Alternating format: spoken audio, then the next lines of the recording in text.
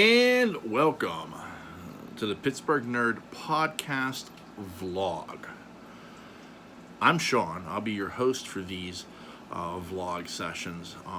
As I stated earlier this week, from a podcast standpoint, I'm looking to expand the brand, looking for ways to increase people listening to the podcast. And one of the ways I think we can do that is using the tools we already have in our toolbox, such as Facebook and having a YouTube account and doing a vlog 2 or 3 times a week. Usually Saturdays I'll probably do something about pro wrestling, something I enjoy that Ian doesn't, my co-host on the Pittsburgh Nerd Podcast, which you can find on Apple, on Google, and on many other podcasting platforms. So I don't get a chance to talk about pro wrestling with anybody, so I'm going to do it here. I'm going to express my thoughts on pro wrestling on a regular basis, usually on Saturdays.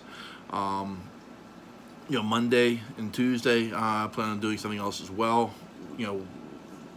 Sometimes it'll be maybe my thoughts on a particular subject. Sometimes it may be a product review of some type, things of that nature. So this is going to be a space where I can explore other things and hopefully get the message out to you to not only check this out, but also to check out the podcast. So let's get right into this week. Saturdays, as I said, are probably going to be dedicated to pro wrestling. And so let me give a little bit of a history here of pro wrestling for me. I probably started watching pro wrestling when I was around 7 or 8 years old. So we're talking 1980. I remember my dad coming down into my bedroom. At the time, my bedroom was in the basement of our house.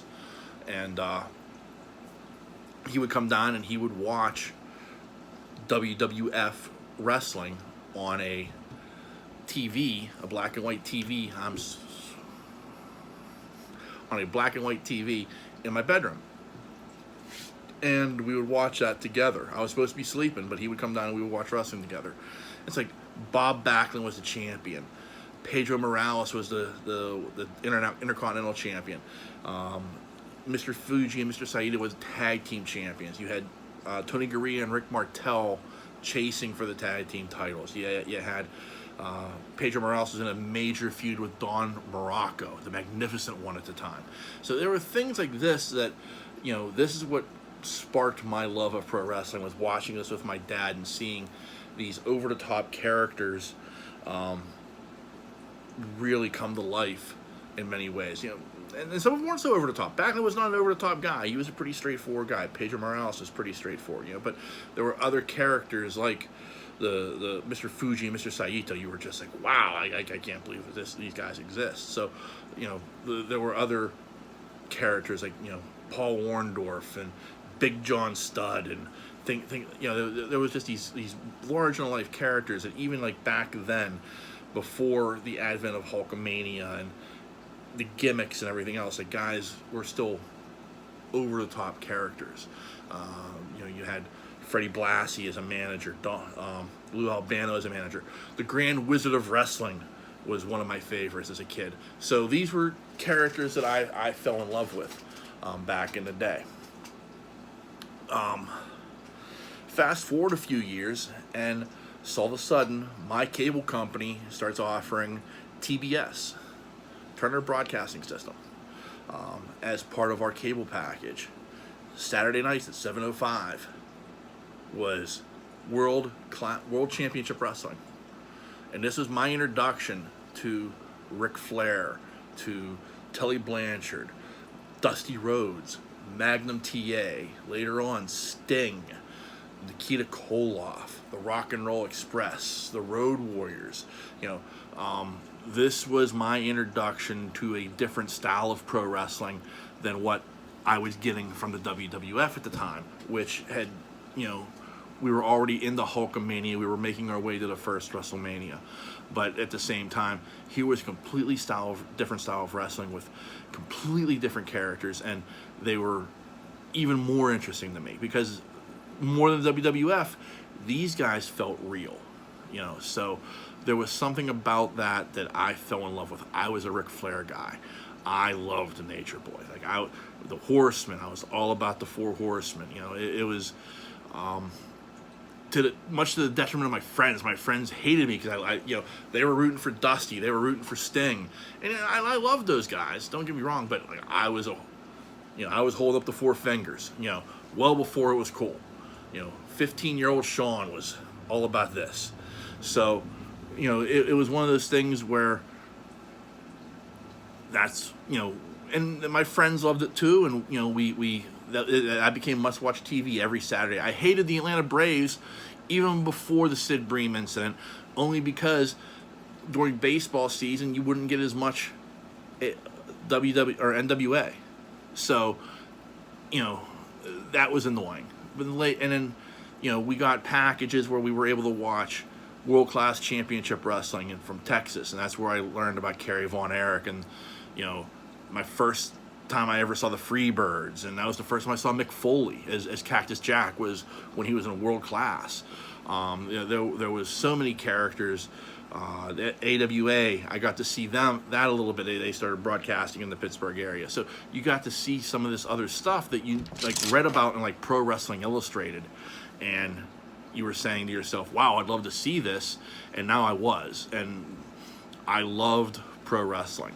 And as I got older, as I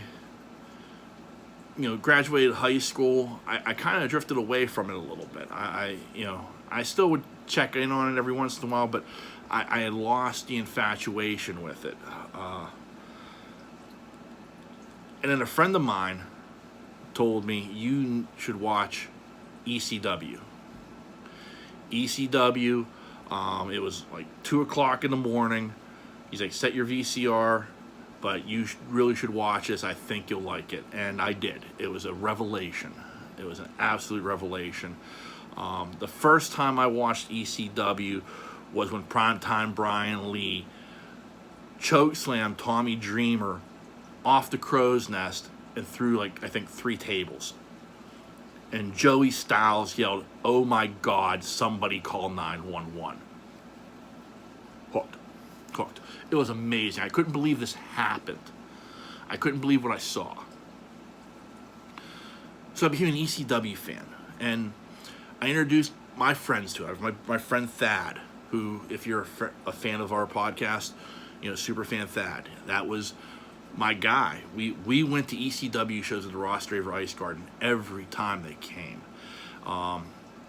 We went to the 1997 November to Remember together. That was an amazing event. Thad and I and his sister Sue, we would go to these events and have the time of our lives. It was fantastic, and that led me back into WWE, led me back to WCW. I got to see the end of Diesel's run in the WWE. I got to see, that whole, the curtain call, and then the move to WCW, the beginning of the NWO, and this was all amazing. This was to me, this it doesn't get any better than this. And I loved wrestling, and I watched it until about 2010. And in 2010, after Vince McMahon had vanquished all of his foes, there were no longer any worlds left to conquer. To me, the product suffered, and it became unwatchable. And I kind of said, well, I guess this is it.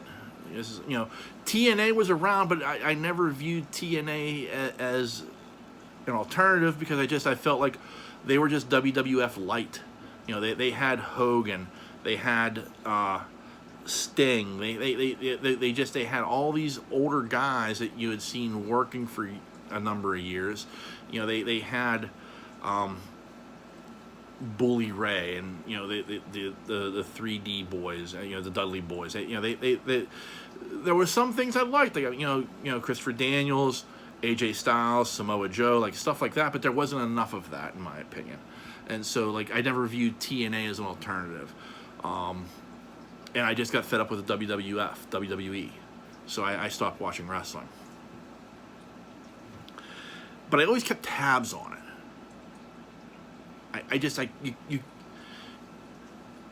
I stalked it like an ex-girlfriend, you know? And,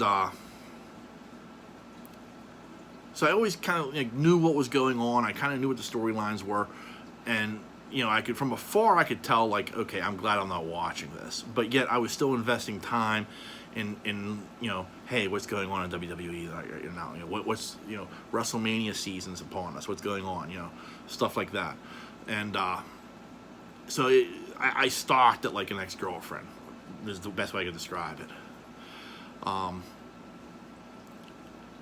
Enter 2018. You know, and we all know what happens in 2018 if you're a fan of wrestling.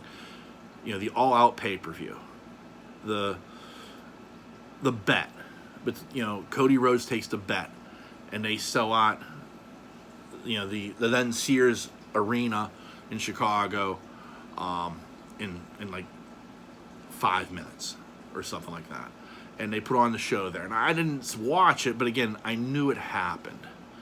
And then you find out, you know, they're starting a promotion, AEW. I again, watching from afar, but not paying that close of attention to it. Until you get to the first pay-per-view, until you get to Double or Nothing. I didn't watch Double or Nothing. You know, I can't say I was there from day one. I knew it happened. I remember watching the highlights on YouTube, particularly of the Young Bucks against the Lucha Brothers, and the other big match, you know, was Cody versus Dustin, and the watching in amazement of how that match took place. I followed along during the summer. You know, they had the Fight for the Fallen, and they had Fyter Fest, those two events, and then, you know, that led into the All Out pay-per-view, which again I didn't buy, but I paid attention from afar, and but I knew I was going to watch Dynamite. I was going to tune in for Dynamite. And I was kind of watching the stuff they were putting out on YouTube, and I was kind of learning more and more about the product. And, you know, I gave it a legitimate try, and I fell in love with it. A lot they did right, a lot they did wrong, and we'll discuss that over the next few weeks. So that's kind of my history. I was a lapsed fan who came back because of AEW. I still pay attention to WWE, like a stalker from afar. Mostly SmackDown. I know the product on Raw. You know, everything I hear is, you know, it's almost unwatchable, with few exceptions. I hear SmackDown is a much better product. NXT is supposed to be, you know, was very, very good, and now apparently, you know, things are happening. And again, this is all stuff that other more educated people in the subject matter could talk about. But I want to talk about now, kind of quickly, because this is going on much longer than I thought it would. What happened last night in Chicago at the United Center? One of the guys I loved, one of the guys I felt should have been the face of WWE and still should be the face of WWE, was CM Punk. He was my kind of wrestler. I liked what I saw. And last night, after a 7-year hiatus from the business, CM Punk returned. And outside of Edge at the 2019 Royal Rumble, you have not heard a crowd explode like you heard last night for CM Punk. It was an absolutely magical moment. It was the worst kept secret in professional wrestling. They did that on purpose. They wanted, without promoting it, they wanted to promote it. The whole Darby Allin line about wanting to face the best in the world, that was clearly a nod to CM Punk. There were other little things along the way. This was all stuff that, you know, was designed to sell out the United Center, which they did. And segment 1 was dedicated to CM Punk. He got 20 minutes from his entrance to the promo he cut. And the promo he cut I thought was very good. But I think the most important thing was that crowd reaction. Yes, it was Chicago. That's his hometown. And yes, it was the United Center. But I don't care. Yes, maybe in Chicago that pop is a little bit louder because it's a hometown thing. But I don't think that would have mattered if you had debuted him anywhere. Anywhere in the world, he probably would have gotten that type of a reception because of who he is and the legend that he has become. CM Punk is 7 years older. CM Punk is 7 years wiser.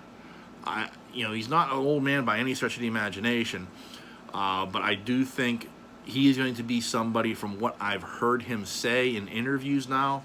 I listened or I watched the media scrum after Rampage from last night, where he talked about like he wants to just help younger guys, which is something you don't hear older guys say. He's not worried about his spot, things of that nature. He was a guy who walked away because guys were taking his spot that he didn't feel deserved it. And I think he feels the same way now as he did then. Unless I deserve to be where I'm supposed to be, don't just fluff me up because I'm a name, because I'm a draw. If this guy's better, push this guy. And I think these are things that are just going to make AEW better. His presence makes AEW better. The dream matches that you can talk about with the wrestlers that are on the card right now makes AEW better. The eventual arrival, maybe, supposedly, of Daniel Bryanson. That's just going to make AEW better. I'm going to have more thoughts on AEW as we go along because this is predominantly what I watch. I pay attention to Impact. I pay attention to New Japan. But I'm not as in-depth with them as I am with AEW. So I thought last night was one of those moments in professional wrestling that you can't duplicate. Last night was one of those moments in professional wrestling that when they happen, it's organic and it's not manufactured. It's not something that was scripted. It was a moment that will live in like forever. If AEW was to collapse tomorrow, that moment in the United Center will be remembered forever because it was a magical moment. So this went a whole lot longer than I thought it would, and I apologize for that. But I want to give you an idea of who I am as far as being a wrestling fan, but I also wanted to talk about a little bit of what happened last night. And again, we're going to go on a journey together, I guess is the best way to say it. These vlogs are going to be something that I think people are going to hopefully enjoy. We're going to talk about a lot of different subject matter. Like I said, probably Saturdays will be dedicated to pro wrestling because I'll talk about everything I've watched during the week leading into the weekend. And we're going to go from there. And I think this is going to be fun. I hope this is something that excites you as well. I hope this is something that you tell your friends about, and listen to our podcast. If you enjoyed hearing me ramble for 20 minutes, give our podcast a listen because there's somebody else I ramble with. So that's always exciting. So that's it for this week. Or for today, we'll try to get something up. I'm thinking about what I'm going to do for Monday. I got an idea, and we'll go from there. And we'll just see how this goes. And hopefully it's fun. Hopefully it does well. And hopefully you, the viewer / listener, enjoy it. So on that note, the dreamer has awakened.